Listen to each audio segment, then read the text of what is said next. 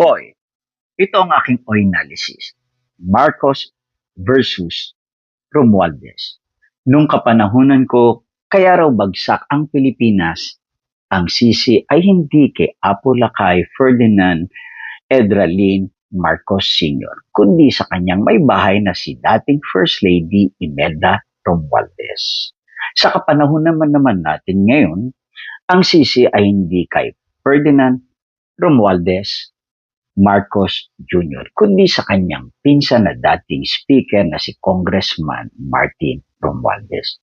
Hindi kaya history repeat itself?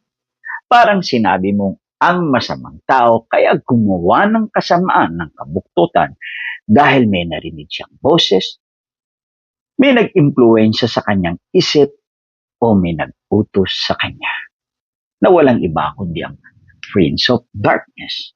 Tandaan natin, hindi tayo maimpluwensyahan ng mga kademonyuhan hanggat hindi natin pinapayagan.